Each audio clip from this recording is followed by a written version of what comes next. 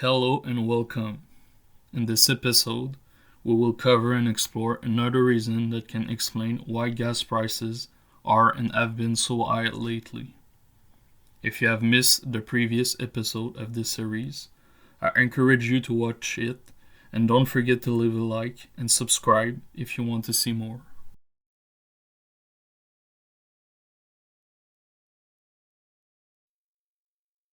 But what exactly do we mean by up-to-date vaccination? Let me be very clear. Up-to-date means you received your last dose in the past 9 months. Up-to-date means you've received your last dose in the past 9 months. If you've already received a first booster, that's great. Then please see if you're eligible for a second or a third booster to remain up-to-date.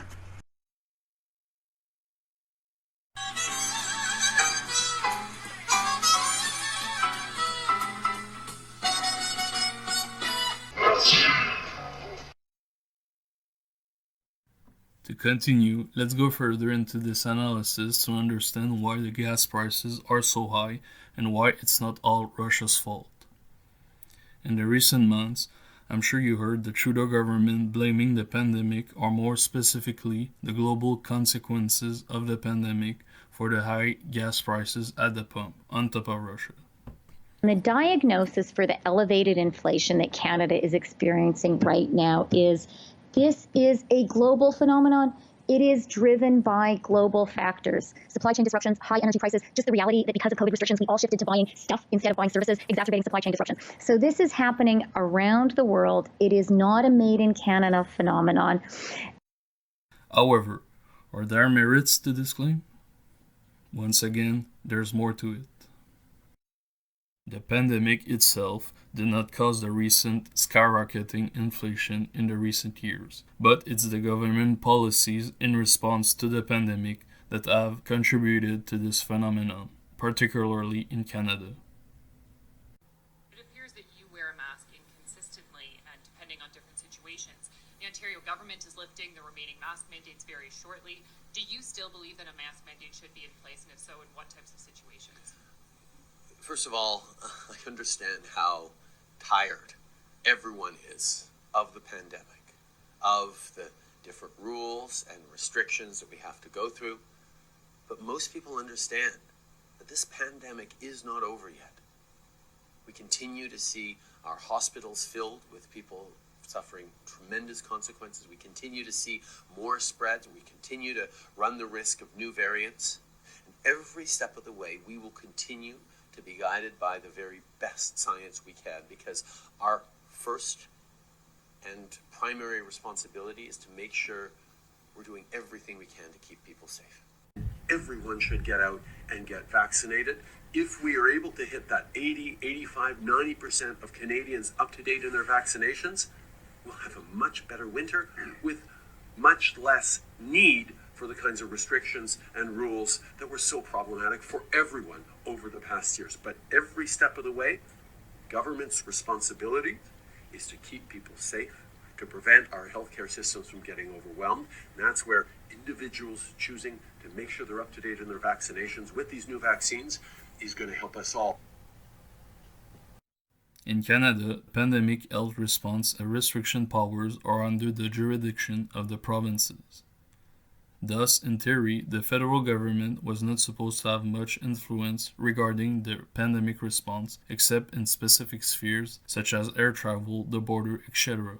However, since the beginning of the pandemic, the Trudeau government has been mingling in provincial politics and bribing the premiers to do what they wanted. Also, they have passed unjustifiable and excessive measures in their jurisdiction, such as quarantine hotels, vaccine requirements for Canadians, and restriction on domestic and international travel, which are partially still in place for the unvaccinated to this day. Therefore, we can say that they are to blame for what we are facing today. Government's responsibility is to keep people safe, to prevent our healthcare systems from getting overwhelmed. And that's where individuals choosing to make sure they're up to date in their vaccinations with these new vaccines is going to help us all. Let's go over the most impactful pandemic measures adopted by the government that affected the different variables related to the price of gas. First, Canadians have faced some of the harshest and longest COVID restrictions in the world since 2020 for a virus with a very high survival rate, especially for the unvaccinated. Nothing close to China and Australia, but still.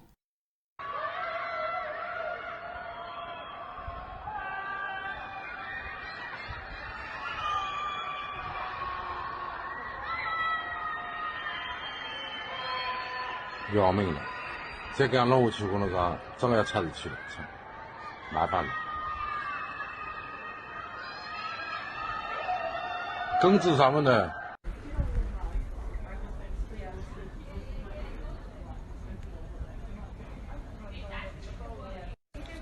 We're just waiting patiently to be fed.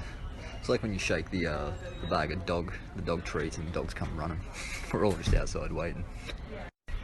Just had the cops come around and tell this woman off staying over here as well. Because there was about 5 seconds in between her taking a sip of her cup of tea and she took her face mask down. Cops came around literally on the dot and just pulled her up for it, and she said, well, I'm drinking my tea, and they said, well, not right now, you don't put your face mask on. So, it's a bit intense.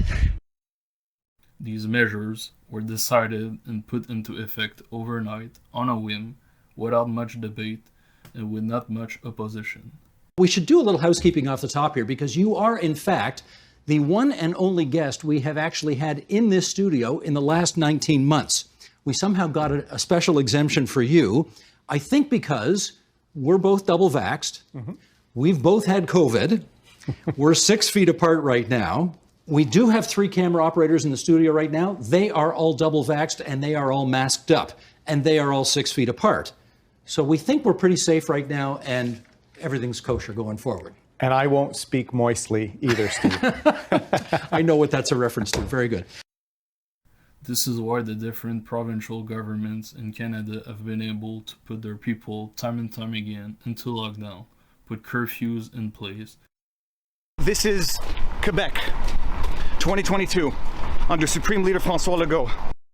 And institute restrictions on top of vaccine mandates to various degrees. Instead of having reasonable measures to protect the elderly and the vulnerables, they went full dictators, because governments always make the most out of crises to strip their citizens of their rights. Recently, we finally started to get some of our freedoms and rights back, after 2 years. Is this happening because of the fact that some provincial elections are coming up? Who knows? However, this flip-flopping that lasted 2 years has taken its toll on our economy, the labor market, and especially on the global supply chain.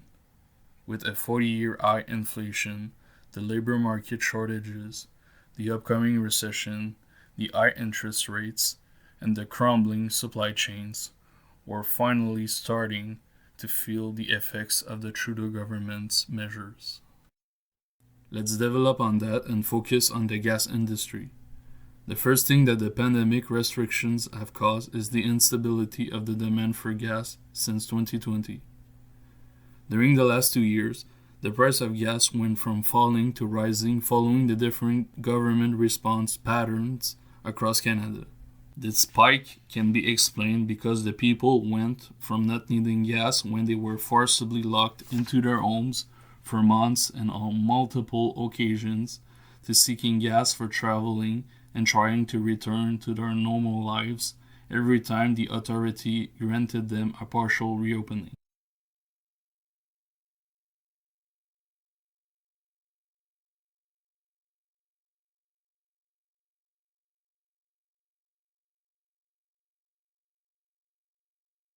In addition, some people have not been allowed to see their family for years, so it was now or never for them at that time.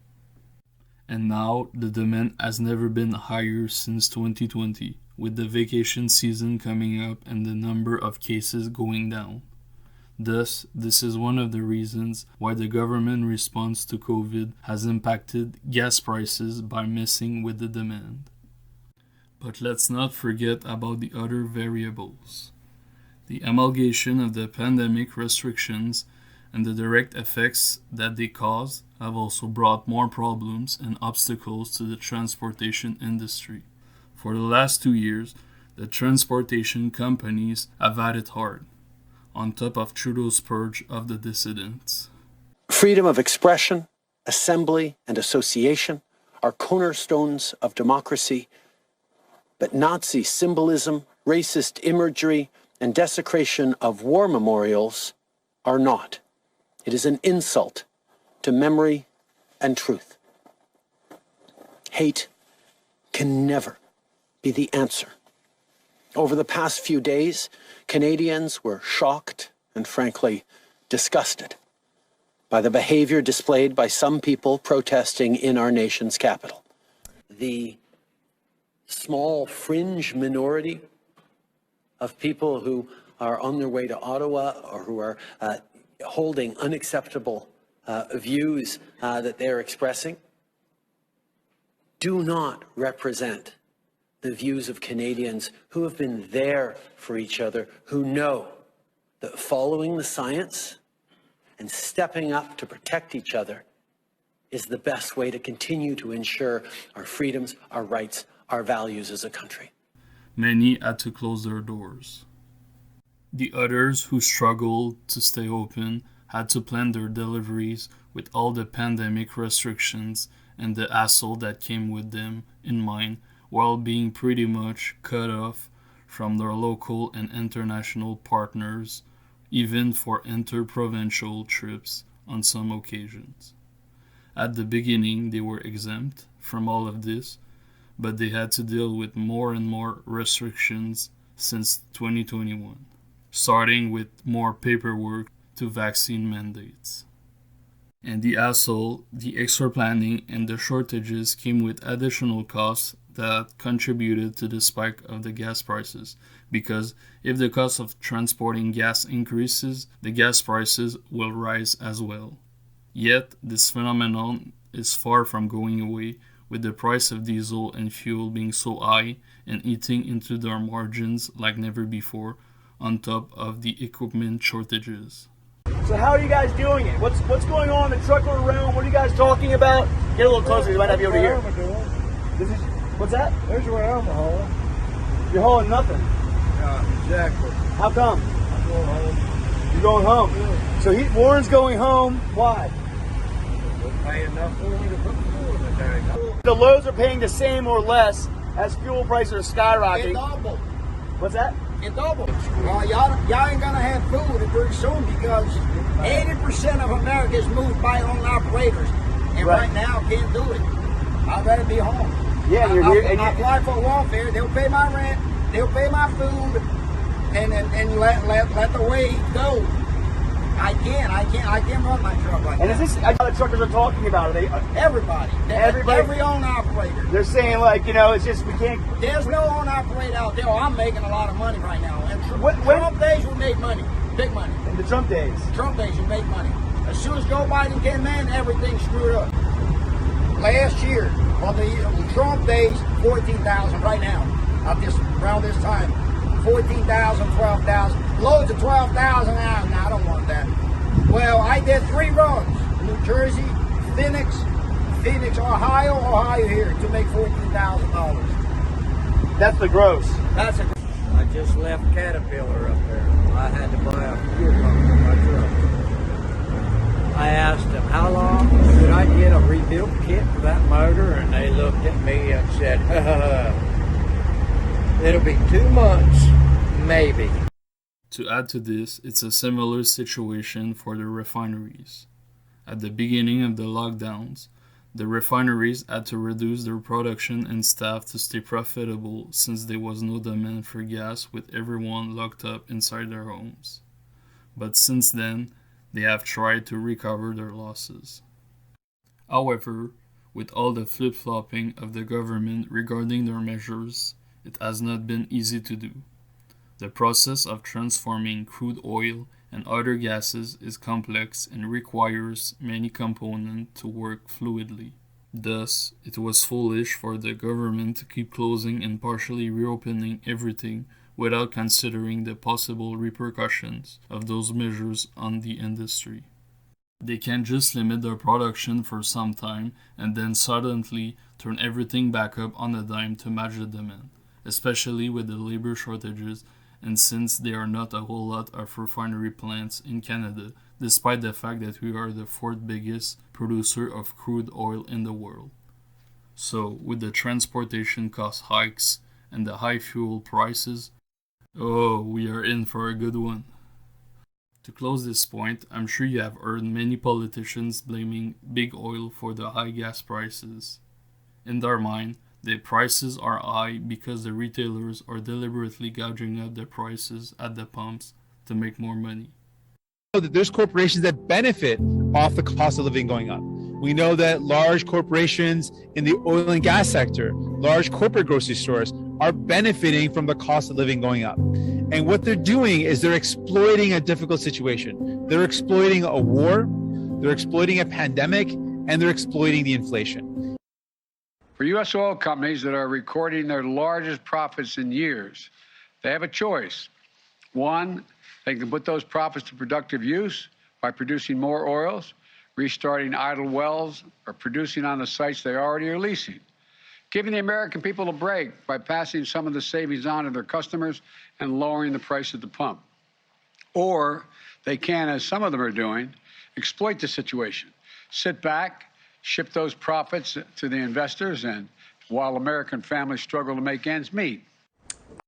That explanation would make sense in a socialist thriller, but in reality, business owners and CEOs are not all capitalist Mongols seeking to make more and more profits and exploit the working class. They had to deal with the same problems resulting from the country being switched on and off for 2 years. Thus, their cuts had to increase to match the inflation. This is the basic of the supply and demand principles that the government has been disrupting for the last 2 years and more. And let's not forget that most retailers don't make a profit from selling gasoline.